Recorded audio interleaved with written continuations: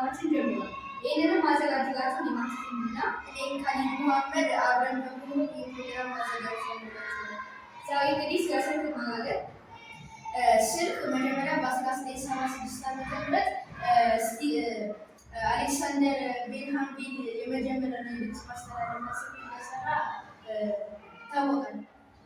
በዛው ዓመተ ምህረት በ1976 ዓ.ም ላይ ኤልሻ ግሬ የተባለ ሰው ተመሳሳይ መሳሪያ ሰርቷል በሚል የፍርድ ቤት ክርክር ራሱ ተደርጎ ነበር።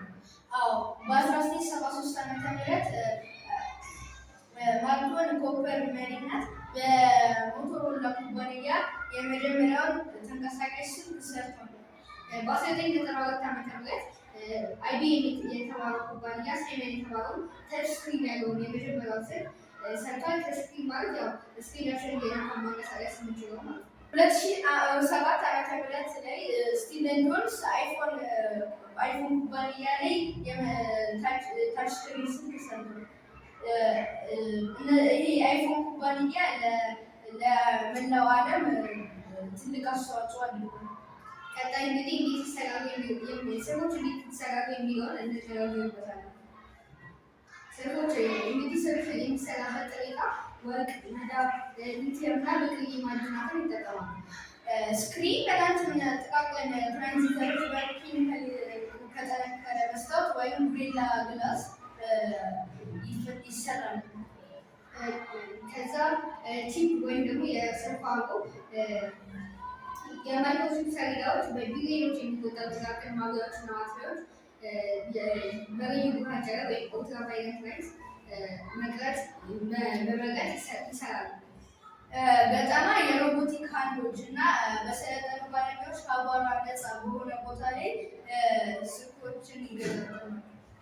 ሶፍትዌር መሀንዲሶች ሃርድዌሩን የሚያንቀሳቅሱ እንደ አንድሮይድ ወይም iOS ያሉ ሲስተሞችን ወደ ስልክ ያስገባሉ።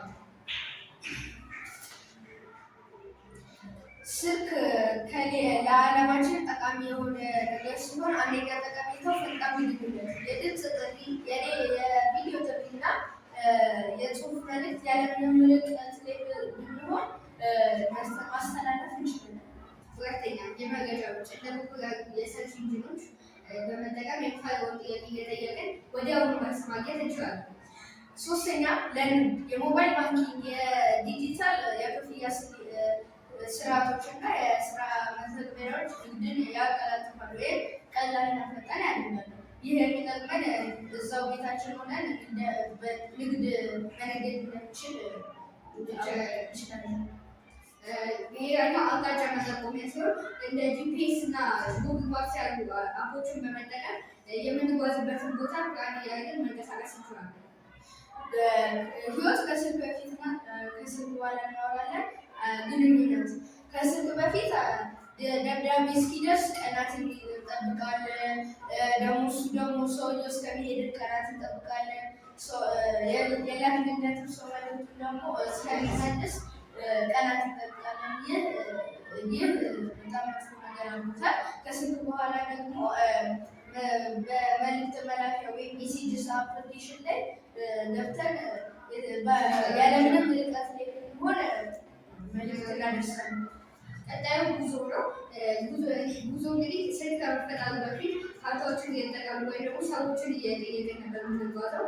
አሁን ግን ጉግል ማፕስን በመጠቀም የሳተላይት መረጃ ካላቸው አፎች የምንሄድበትን ቦታ በምን ደቂቃ እንደምንደርስ ራሱ ማወቅ እንችላለን። መዝናናት መጽሐፍን ማንበብ እና ሰዎችን በማውራት ነበረ። አሁን ግን እነ ቲክቶክ፣ ዩቲዩብ እና ወዘተ ሶሻል ሚዲያዎች ወይም